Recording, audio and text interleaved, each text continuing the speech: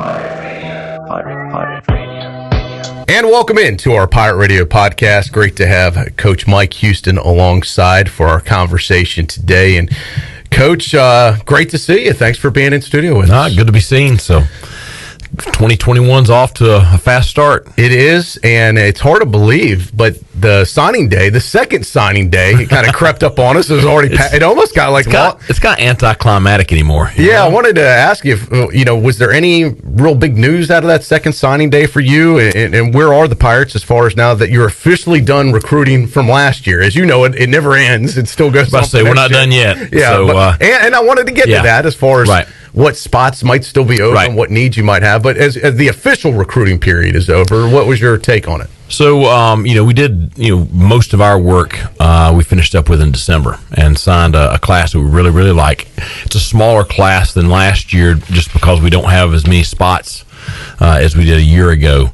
We added a couple of guys in that second signing period, but we're holding four counters right now, and just in anticipation of kind of what the spring and summer is going to be like from the transfer portal standpoint, and also just from a need standpoint. The needs we have right now are primarily older, experienced players, and we don't have many.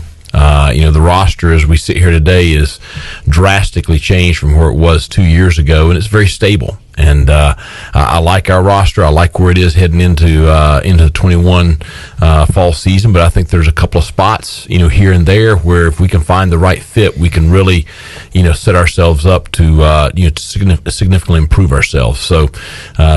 The 2021 recruiting cycle is kind of over, but kind of not over. You mentioned you had 4 spots still available. Back in the day, when you first started getting in this business, it was pretty much you would have to go the junior college route to kind of get some age and experience on the team in a hurry.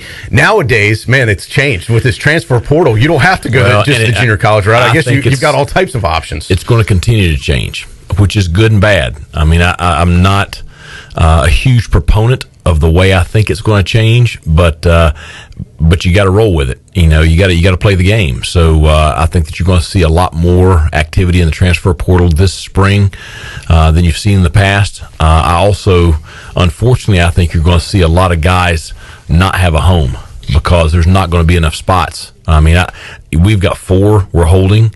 There's some teams that have none they're holding, but you have these high volume of guys looking for a place, and it's no different than the job market. You're going to have more people looking for a job than you have jobs to be had. Yeah. What are the key needs that you are looking to fill? Well, I think older, experienced offensive line is probably the biggest thing we're looking for. I think that I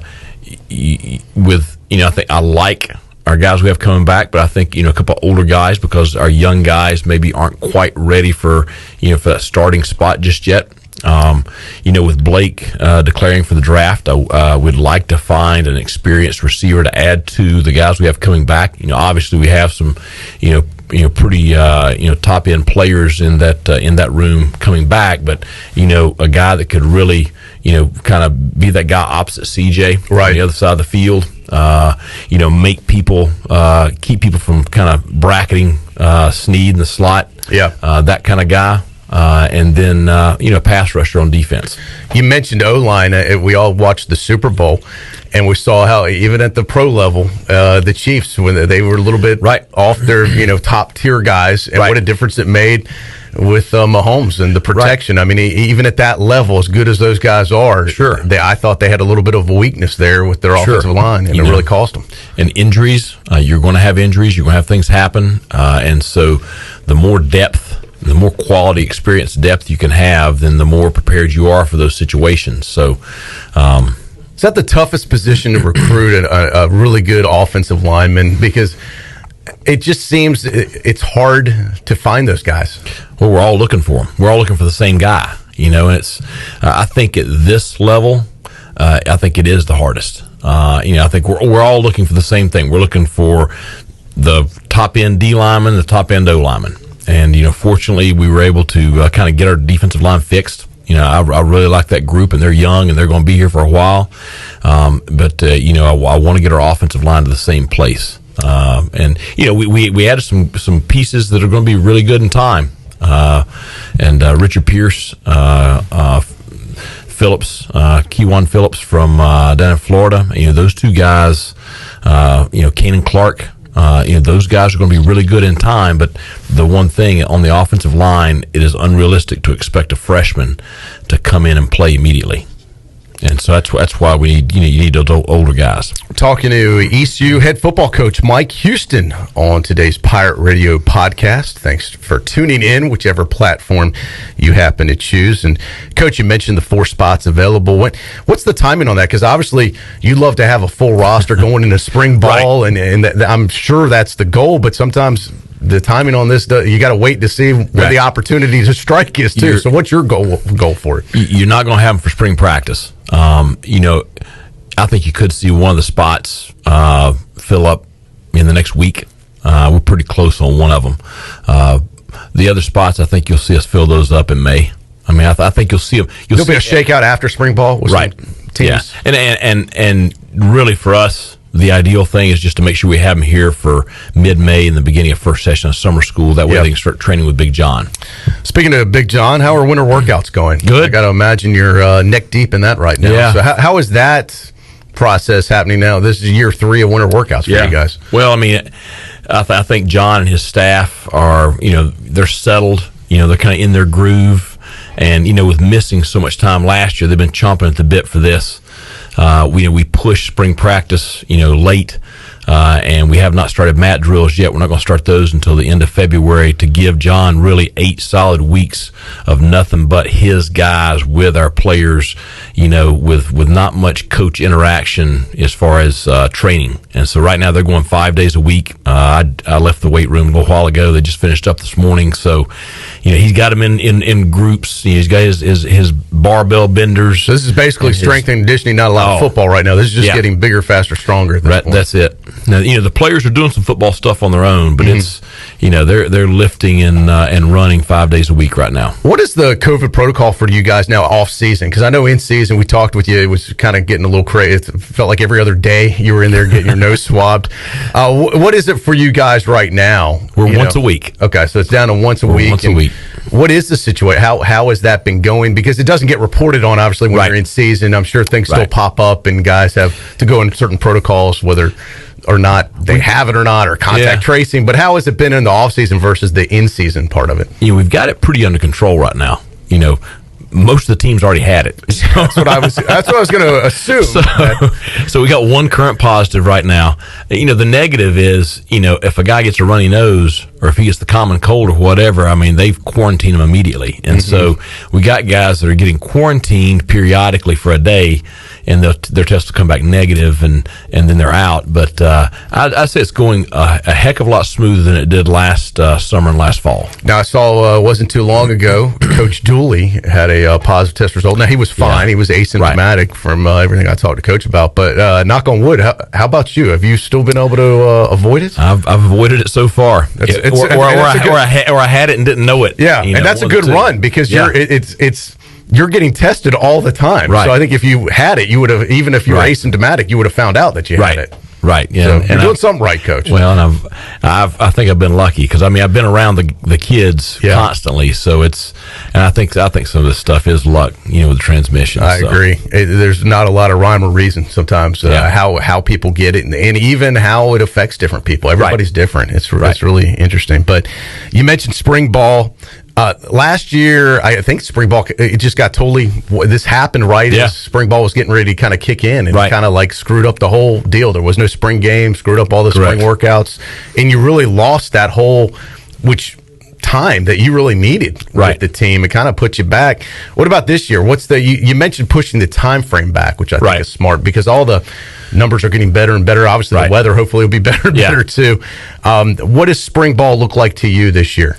Well, it's the biggest thing is just we're excited to get it. We haven't had a player that we've recruited that's had spring practice yet. We've only had one spring practice since I've been here. Yeah, and that was when I first got here. So it's crazy. Yeah, I hadn't thought about that. Yeah, I mean, CJ Johnson's never had a spring practice. So and it's just when you think of it from that standpoint, it's when I said we were robbed of a development year, I mean, it's for a young program, we were just robbed of a development year. So so everybody's just like Big John right now. He's so excited for this time because you're seeing these kids change their bodies change every single day. I mean, it's just they're growing, they're developing, they're trimming up, they're getting stronger, all that. So, we're excited about those same opportunities from a football standpoint on the field, because getting a chance to really take time and work with them, because what time you got during preseason camp last year, you were frantically trying to catch up and get ready for the season. Yeah. So where you're preparing for your opponents, where the spring you can really just focus on yourself. Exactly.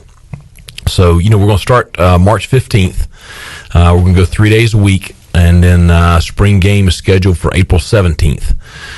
So we're starting late, we're spreading it out, and we're having the spring game about as late as you can have it with where final exams are. So it's going to be a time where we really have a chance to grow. You think about, like Bruce Bibbins and some of those guys, this is the first time they've had the same defensive coordinator and same position coach 2 years in a row. Yeah. They know the system. They feel so much more comfortable going into year 2 with Blake. The offensive kids feel so much more comfortable going into year 3 with Donnie that, now you can really do some things schematically in addition to developing, those young running backs, those young D linemen, all those freshmen that we played with last year. You're getting a chance to kind of bring them along this spring. So consistency is important in any team, in any job. The more consistency you have, the better. Employees know what to expect, players know what to expect, and then they can hopefully you guide them to perform at their best. This is year 3 for you. This is year 3, and we've talked about. I remember talking. This is one of the first conversations we had. You're like, hey, look. Let's talk in year 3. Judge, let me get through the program. So this is kind of a big, and look, in the business you're in, people are judging all the time. And your judgment day is Saturday, is on a scoreboard. You can do all the right things, Mike, as you know, the entire year, and if you don't win, that's what ultimately you're held accountable for in your business. But you know that, and that's why you're paid a lot of money to deal with that and to be successful. This is a kind of a big judgment year 3. Where do you see what are your expectations? And how do you feel you should be judged in year 3? Well, I mean, I think that you can look at the program as a whole going into year 3. Even with COVID and being robbed of all that stuff in year 2 that you typically would have, you still look at the program as a whole. And like I said earlier, when I got here, the roster was, it was a wreck. I mean, we played with 72 scholarships the first year I was here. You had no depth. You had off the field problems. You had grade problems. It was just there's a lot of problems. You sit here right now. We have good young. How long did it take to kind of clean up the stuff you inherited? At least a year. At least. Yeah. I mean, I felt like by the time we got to the season last fall, we had most of it fixed. Mm-hmm. By the end of the year, I felt like, we talk about the process cleaning things up. It's just that guys that don't have the same kind of character, the same kind of work ethic, the same kind of drive, they just can't survive daily with the way we operate. They're going to falter, they're going to fall out, they're not going to make it. Yeah. So I think you got a group right now that everybody's excited. The kids are confident. They're confident in each other. They're confident in themselves. They can look around. They see a lot of good players around them. We're still young, but when you look at stability, you have stability all throughout the program now, and that's something that the program's been missing since Ruff and McNeil left. Yeah, and that's just a fact. Yep. And so you have that going into year 3, which gives you a chance. Well, and it's the old analogy that before you can figure out where everyone needs to sit on the bus, who's going to be on the bus with you? Right. So I think that was a big part of it, is who can make it on the team to the level you need it to be, and then figure out everybody's role. Right. When I got here, honestly, you're a better program than UConn, and that's it. Now, we're knocking off other programs in the conference. We're competing with some of the top programs in the conference. So you have a program now that's it's highly competitive. We got a tough schedule this fall. I mean, anybody can look at it and see it ain't an easy one. But I think you've got a program now that's going to be highly competitive every Saturday. And we have high expectations. You know, we have the conference championship trophy is on the wall in the players' locker room. You know, we want to compete for championships, and you know the program is improving to that point every year. So it's going to be exciting to see where we are in year 3. Obviously, big goals that you have, and as you mentioned, a conference championship. What are the realistic goals for 2021 for this program? As you look down and say, "Hey, look, this is where I'd like to be realistically when we talk this time next year." Well, I mean, I think that I expect us to be competitive in every game this year, every single one of them. I expect us to have a chance to win every single week. You know, we all have goals of a winning season. We all have goals of a bowl game. You know, I think it's going to be challenging because you're playing a challenging schedule and you're in a challenging conference. But I think we got as good a shot as anybody. Where do you think this program, East Carolina, stacks up in the conference currently? It is a tough conference. It is. I think we're higher than we were 2 years ago. I think we're obviously not at the top with Cincinnati right now. So I think we're somewhere in between. I think really and truly, you know, you're at the point now where it's kind of a make it or break it for a lot of decisions. You know, if we want to take this program where all of our fan base wants it to go, then you know we're going to have to heavily invest right now because you've got good young talent. But you know, I know this is a COVID time and investment's tough, but you know, now's the time to capitalize. That's what I told the kids. You know, this opportunity we have right now, this window this year, we have an opportunity to capitalize on, you know, that extra year of eligibility everybody has, the experience that those young players got last year. You know, all those freshmen that played last year that weren't ready to play yet, they're not inexperienced anymore. Right. They're experienced young guys. Yeah. And so you have a chance to really capitalize right now and get the program back on the track that it was back in, you know, the late 2008, 2009, you know, the 2011, 2012, 13, all where the program was right in that point where it was highly competitive. We have a chance right now to get the program back there. Talking to ECU head football coach Mike Houston on the Pirate Radio podcast as we talk about the future of ECU football under his direction. Once again, Pirates open up this year Thursday, September 2nd, barring any unforeseen craziness. Hopefully that will happen. And it will be in Charlotte, North Carolina for a visit with the Appalachian State Mountaineers. So that'll be a fun game to kick off the season.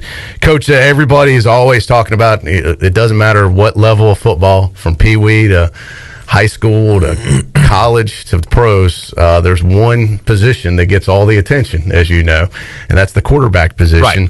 You've got a pretty seasoned Holt Naylor. Hard to believe Holt Naylors is now getting ready to be the old guy in the locker room.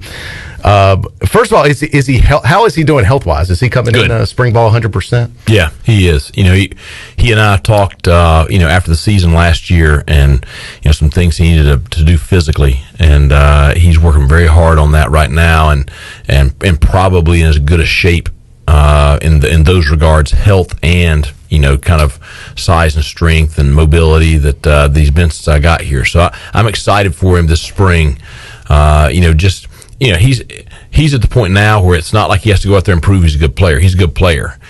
He's got to go out there, and consistency is going to be the big thing for him this spring, but more importantly, you know, fall camp going into the season. I know you've always said, hey, look, every position's there's competition everywhere constantly. Is there a quarterback competition going on, or is he the starter going into this year? Well, I mean, I think you got to be realistic. I mean, until somebody beats him out, he's the starter. You know, I think, and until somebody can compete with him, there's not a competition. And so I think it's up to everybody else in the room, because it's not like Holton's going to sit there and just rest on his laurels. He's a driven competitor. So he's going to continue to improve. And it's up to everybody else in the room to rise to his level and compete with him. And I think he needs that. I think we need some of the young, talented guys to really push Holton, because I think he'll help Holton.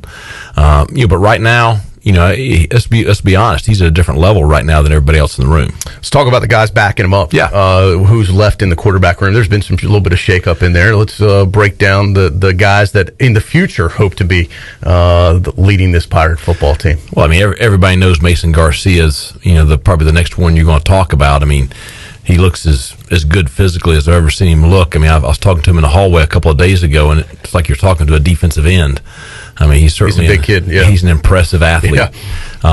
This is a big spring for him. He's got to transition from being that big athletic kid that's better than everybody else on the field to becoming a college quarterback. And so I think that's the real challenge for him is becoming more of what Holton is this spring. Yep. And that way he can compete with him. And it's probably good that he gets to ease into it a little bit too. And I mean, isn't that kind of a perfect scenario that you have a guy you can trust, like Holton Ahlers, to be your starting guy, and then you can almost groom the next guy under his leadership? It's what you want. It's what you want. It's what's best. But the realistic thing is, Holton's one play away from not being there, so we've got to get whoever's next ready to play.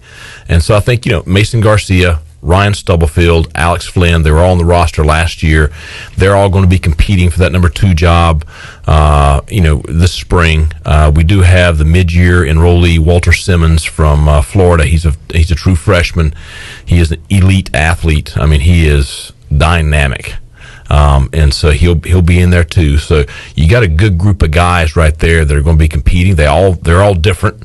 You go from 5'9" Ryan Stubblefield to 6'5" Mason Garcia, and Alex and Walter have their strengths also. So it's going to be a big competition there for the number 2 spot, number 3 spot this spring. Mike, there's been a few new faces on the coaching staff, not a major adjustment, but in this business, as you know, guys move on and different things happen. And you've had a couple adjustments on the staff in some of the positions down the line, so to speak. Tell us about the new guys that have joined on the team now. Well, Tim Doust joins us coaching our ends and rushes and our special teams coordinator, and really excited about him. Significant experience at the FBS and Power 5 level. He was a special teams coordinator at Syracuse a few years ago. He's been a defensive coordinator.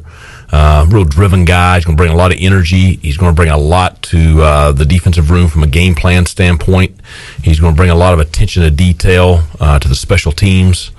So really excited about Tim joining us. And Chris Foster is our new running backs coach. Darrell had been with me for a while and had done a great job. And in this business, when you have guys like that do a great job, it's other people come looking for them. So, but really excited to have Chris. I showed him my list of names when I started looking for a replacement, and I had about 25 names I went through. The first name on the list was Chris Foster.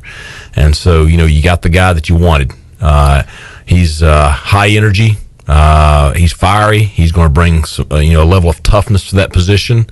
The most impressive thing I think when looking at his time at Georgia Southern was in the last 3 years, his running backs, and they're a run-heavy team. His running backs had 3 fumbles in the last 3 years, none in the 2020 season. So his ability to bring toughness and ball security and that edge to that running back room is going to be important. I guess you find out a little bit more about your program and yourself when you're starting to hire out a couple new guys, and you make those calls to find out what they think. If it's either good or bad. Hey, I can't wait to get there. Or, no, I'm good where I'm at. Right. What was the feedback? It sounds like you were getting some good feedback when you started that process. No, we had a deep list. And really came down. We had 2 candidates that were kind of head and shoulders above the rest. And Chris, I've known Chris for 15 years. Chris has a great name in recruiting in the Southeast. Has a great reputation in our business, and so really so he felt as good about coming here as you did about him. Oh, yeah. That's what I'm saying, basically, that it was kind of a mutual type of deal. Yeah. No, he was enthusiastic to be here, and they tried to keep him down there. I mean, he was the associate head coach. They made a counter offer to try to keep him on staff at Georgia Southern, but he wanted to be here. He knew he knows me, and I think another thing, he knows what our running back room looks like. This is an opportunity for somebody to come in. We have 2 returning talented players in Keaton and Rajay, and then Pop McKay coming in this summer is a real top end talent as well. Then you got Blake Harrell, who isn't new anymore, but still kind of feels new. But man, I thought what a first year debut by him as defensive coordinator. Did he meet your goals and expectations as far as what you thought he could do?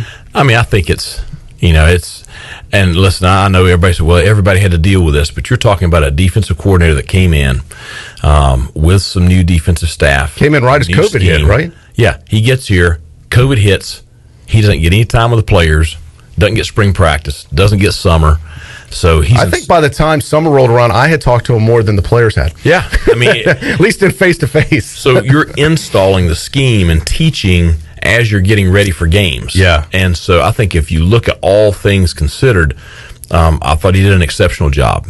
Our in-conference stats, and I know stats. I'm not a big stat guy, but we look at him. We were 100 yards per game better defensively this year than last year. We were almost 10 points per game scoring better this year than last year. So significant improvement. Not where we want to be yet. I expect as significant of an improvement from last season to this season. And I think that's one of the big reasons we have a chance to see, a jump in our level of competition. Guy behind the scenes recently left. Just had an opportunity for him and his family to do something new. JP Gunter, but fans may not be as familiar with him. But man, he did a really, I thought, great job for you guys behind the scenes. Yeah, he really did. Worked very hard, very organized. Did a great job with our branding. All the stuff you see on Twitter and you see with recruiting and all that, that's his department does all that stuff. Yeah. And so excited for him and his new career and for his family and what what they're going to be able to do. But hard guy to replace. We have replaced him. I shared with you before we got on air. Should be announcing his replacement at some point, possibly over the weekend at the latest, early next week. And that's an important position too. Yes, kind of keep things rolling with the. And we found the perfect guy. We found exactly what I was looking for. I think it's a guy that can take all the work that JP did and kind of take it to the next level. Has significant FBS experience. Has been the guy. So really excited about his replacement. Had a few players exit the program to try and take their skills to the pro level. You've got. Trying to think offhand. You got Blake Prohl, who is going to try and make in the NFL. Jake Verity. Deontay Smith. Those guys coming. I might be missing somebody, but I think those are the big three anyway. Is there going to be? I saw the NFL announce no combine this year. Is there a pro day at ECU this year? And when will that be? I think it's March 30th is the date. Okay. Teron Williams, our director of player development. That's even more important than ever now. Yeah, it is with no combine. So Teron Williams he's coordinating that and does every year. He's our NFL liaison. So we expect that you're going to have scouts. You wondered for a while if you're going to have scouts, but we've been told that the NFL is going to allow scouts to be here. So it'll be a COVID protocol pro day, but we will have a pro day, and it will be important. I love going out there. That's one of those things. I don't know if we'll be allowed out there. I don't know either, but that's one of the things I really enjoy watching those guys and participate. That's something cool to see every year. But I think all three have a great shot. I think Deontay, definitely getting himself healthy and also getting his weight up before the Senior Bowl practices really helped him, and he did well there. So I think he's got a real shot. He's continuing. They're all three continuing to train. I think Jake has a great shot. Just it's the reason he declared him with the other kickers that are coming out this year. I think he stacks up well. I think you'll definitely see him in somebody's camp. I think he'll have a great shot to make somebody's roster. And I think Blake is just the timing. Just the decision he made, just the timing for him was his best chance. And I don't think Blake's done developing yet. I saw a picture of him recently. He looked like he got a little even more jacked up. He's starting to get bumps on his arms. I was like, he's a little bit bigger than I remember seeing him. I don't think Blake is. I don't think he is as good as he's going to get yet. Yeah, and so I hope he still has a high ceiling, as they say. I hope somebody can see that potential in him, because I think you look at him 3 years from now, I think he'll be a guy that's going to be ready to play at that level and do well. And I would have loved to see him stay here, and I'm sure you would have too. And look, his dad has a lot of NFL experience, and I'm sure some great advice. But if he felt the timing was better now, he's got to do what's right for him. But no doubt, I agree with you. I think he could have really become a big star in this program this season if he was here. Right, and it's just, the other thing we talk about where the program is, I mean, the program culture-wise is to where, the kids and the staff and everybody, I mean, it's a very trusting atmosphere. It's one where we're all trying to help each other. And so, although I wish Blake was here for another year or two, I also, want what's best for him personally. Yeah. And so it's one of those things where you're excited for him and you hate to see him go. We're talking to Mike Houston with ECU football, kind of past, present, future type of deal, as we like to discuss the Pirates with the leader of the Pirates, Coach Mike Houston, here on the Pirate Radio Podcast. Coach, I want to throw out a couple names of guys that are in the program now that when I'm out in the community, people ask me about. I'm like, well, that's a good Mike Houston question. I'm not the football coach. I get a lot of questions. I think people think that because we talk that I can answer, but I'm not your spokesman. I do enjoy having a relationship with you. But a lot of people think they are my spokesman. Yeah, but I'm not Coach Houston's spokesman, so I can't always answer. So I'll ask you these questions. Sure. People ask me, hey, what's the latest with Travion Freshwater? He's kind of seemed to be moved in position, a position change. They haven't heard as much about. They had a lot of obviously attention coming into the program, just from his high school career and proximity. But what's the latest with him, and what's the expectations for him next season? He needs to have a good spring. He needs to step up and compete with everybody else. So he's a nice kid. And what position is he in? He's at tight end, which is where he wanted to be. So we give him the opportunity to transition there. But he needs to compete with the rest of the guys on the roster. All right. C.J. Johnson, your expectations for him? My expectations are extremely high for CJ. CJ's expectations are extremely high for himself. He's gotten his weight down. He's in the low 220s, which I think is where he needs to be. He looks really, really good right now. So he's doing well training wise. I think he and I had a long sit down during the Christmas break, and he really responded well with that. And I think he's got to push himself this spring, but he didn't have last spring. Yep. He's got to push himself to get beyond being the guy with a lot of potential that had a pretty good freshman year. He needs to become, a go-to guy in our offense, and a guy that, is consistently producing week in and week out, and he can be. He wants that. We want that. So I think that's a big focus for everybody this spring. What are some of the guys that you see that aren't household names, that aren't big names to fans yet, but you see the potential, hey, here's some guys to maybe keep an eye on that could become big name guys? I think we have a lot. I think we have several guys there. You really could go kind of position by position. Yeah. I think there's guys at every position. You could look at a guy that got some playing time last year, Shane Calhoun, who I think has a high ceiling and could really come along. You could look at a new guy like Ryan Jones, who is an elite athlete, changing the offensive side of the ball that has a high ceiling. At wide receiver, you do have the experience of CJ and Snead. Everybody in the world knows who those guys are. I think Audie, he had a solid year last year. You'd like to see him come on and develop and really come along. You'd like to see some of those other young guys that have been kind of backup guys, Josiah Hatfield. You'd like to see those guys come along. So I think there's a lot on that offensive side. Defensively, I think you just got a lot of guys. You got a lot of guys over there on that side. Defensive line, you got the Rick DeBrayu, who had a kind of a breakout year last year. But I think you've got those young guys, Deontay Johnson, Javier McCray. I've gone blank. There's a lot of guys. Blank on my big. You're doing better than I am, Coach. That's all right. McIver. I went blank on McIver. He's like a house. But those guys, so exciting to see those guys. They're going to be good players. They had good. I say good years last year. I won't say great, but good years for freshmen last year. Mm-hmm. You'd like to see them really come along and become those standout guys. Yeah. Romero, Stinson. Yeah. There's just so many that you're so excited about that really have a lot of potential. And that's the ththing. Someone's going to step up and become like the guy after this season, and then it's a challenge. Hey, who's ready to step up and become that role? Right. You look at Jacoby Simpson coming into that linebacker room, and that linebacker room, now all of a sudden you actually have depth and talent. You've got the veteran guys, Xavier and Bruce and Aaron. You got the young guys, Taylor and Eric Doctor and Miles Berry, and then you got Jacoby coming in, who has a very high ceiling. I mean, it's going to be exciting to see the competition in that room this spring. You ended the season on such an up note with the SMU victory. Has that carried over now? Have you seen that carry over in the winter workouts and as you get ready to enter spring ball?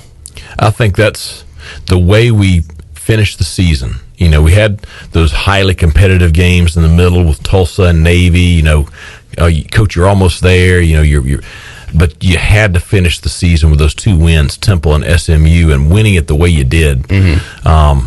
It's the perfect. It's part of that. You know, capitalizing on the moment, because you can feel the confidence and the energy and the enthusiasm, and you know the kids know that, you know, we're capable of going out there and going toe to toe with any of them, and you know, and that excites them.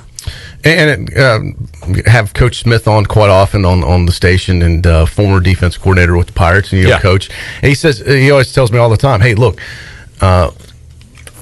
winning is contagious, but so is losing." And unfortunately, East Carolina had a lot of losing before you got here, and it became contagious. And it's like the guys almost didn't know how to win. They kind of have to be reprogrammed in many ways to, hey, this is how we want to train, and this is how we need to win a game. This is how we need to finish. But the winning can become contagious too. No doubt. I mean, it's, you know, you just had to get through all that crap in year one with showing up on time and actually working hard, the basics, actually competing, and actually, you know, doing things right in your personal life. Yeah, going to class. The stuff you might take it granted for when you're running a successful program. It's when you get a program fixed. Yeah, all that stuff is. I mean, meetings now. I mean, if you're not there 10 till, you're late. Right. I mean, you don't have to preach that anymore. No, they know. Yeah. And what happens if they're late? They're not. They're not. You had one of the transfer guys he got to weights one morning 2 weeks ago at 5:59. Weight started at 6, and he never got in the weight room. He had his own personal session for about an hour. Wow. And so they police themselves. Yeah. And that's when you know the program is healthy. So has a little more discipline. You've got that stuff out of the way. Yeah. So now you're actually talking about, you know, competing to win games. You're realistic about, you know, being able to be a contender. You know, I think that, you know, I think you're just in a whole different space right now than you were. And so the kids know it too. They feel it. You got to take care of the little things, do those right to take care of the big things. Right. Yeah, no doubt. Let's take a look ahead towards the schedule. I don't want to get too deep in it, but at least the first month, September, it is set. Everything but kickoff times. You've got, as we mentioned earlier, Thursday, September 2nd. Interesting setup in Charlotte against App State. Never an easy opponent. You come back home the following Saturday to open up in Greenville against the South Carolina Gamecocks, now under new management. Yeah. Then you go on the road at Marshall, and you know how tough Marshall's been over the years. And then you come back to Greenville. And I would say maybe get a break with Charleston Southern, but, man, you can't overlook anybody in this day and age of college football. So that first month of non-conference, that'll be a hell of a challenge for you guys. Yes, that's not my JMU non-conference I used to play. So, no, I mean, it's going to be a great challenge. You know, Thursday night, Bank of America Stadium. You know, hopefully COVID's a thing of the past at that point, and because we have so many, you know, strong Pirates down there in that part of the state, and Pirate Nation travels so well. What a great setup and great matchup. First game of the college football season, and you know, Appalachian State will probably be top 25 preseason, so challenging opponent. But you know, exciting way to kick off the season, and to come back home and face South Carolina, you know, at home for the home opener. I mean, our fans can't ask for a much better start to the season as far as matchups, and so hopefully we'll have 50,000 strong in Dowdy Ficklin, you know, to welcome the Gamecocks, and you know, Coach Beamer will, you know, he'll be excited to kind of get his era started at South Carolina, but you know, that's a big 1-2 to start the season. What do you think it'll be like in the fall logistically with fans? They finally were able to let some fans in, as you know, towards the end of last season, but the atmosphere it wasn't the same. No. As you know, it was anemic, and it was great that some people could be there. But what do you think it'll be like as you look in your crystal ball for the fall? Well, I mean, I think the government A lot of it depends on them. Yeah. Hopefully the vaccines, we're able to continue to roll out the vaccines to where truly you can eradicate the virus to the point that you don't have any capacity restrictions. Yeah. I'm optimistic that you're going to have that. And so, So you think by the fall we could be back to that's what I hope. Normal? I really do. Yeah, I hope so too. They're telling us that we're going to get our vaccines at some point, this spring, maybe even before spring practice starts. Right now, people across Greenville and North Carolina are depending on their age and what their occupation is, you're getting vaccinations. So just hopefully you can keep that chain moving. I think we all need it to. We need it too for football. We need it too for personal business. We need it too for the economy. We need it too for just mental health. You need to get back to being able to function without fear. How big was it this year not having fans? And football's a game obviously decided by players, and you guys coaching, hopefully making the right decisions for those players and plays. But the fans bring a lot of atmosphere to it, and sometimes can be a factor in a game, especially if the other team can't communicate well because the crowd's so loud. There are different times where the fans can have an effect on the game. Right. You missed that effect last year. Sure. At least most people did. How big of a miss was that? Well, I think, especially here, I think that the fan base is our backbone. It was one of the things that made the job attractive when it was open. One of the things that drew me here was just the passion of the fan base. It's one of the things that draws a lot of recruits here. It does impact recruiting heavily. And so I think, they're the backbone of the program. And so not having them is, certainly was, something that you had to deal with. It just was not right. It just wasn't what it's supposed to be. And could you imagine the SMU game with a full house? As much of you still won in a blowout, but it would have just been suffocating. Yeah, as far as the atmosphere. I even think about when the basketball Pirates beat Houston, number 5, and what Minji's would have been like. Exactly. You guys may have had some players there, or recruits, or whatever. Right. It would have been a fun atmosphere, no doubt. But even with ECU baseball, it's unfortunate right now they're dealing with it. Not going to be any fans, but hopefully that can change maybe by the end of the season. But it is something that has been sorely missed. Yeah, I think. And I think we'll all appreciate everything so much more when we do have it back. And I think the players will appreciate it more. I think the staff will. I think the fans will. Yeah. They'll appreciate being able to be back together in the stadium, being able to tailgate, being able to do all the things that make Pirate football great. Mike, we covered a lot of ground today. Is there anything we haven't covered that you'd like fans to know about? Nah, just excited for 2021. Excited to be in Greenville, North Carolina, and the families. It's you talk about transitioning a family and everything. I think we're pretty ingrained now, and we're excited to be a part of Pirate Nation and excited for the future together.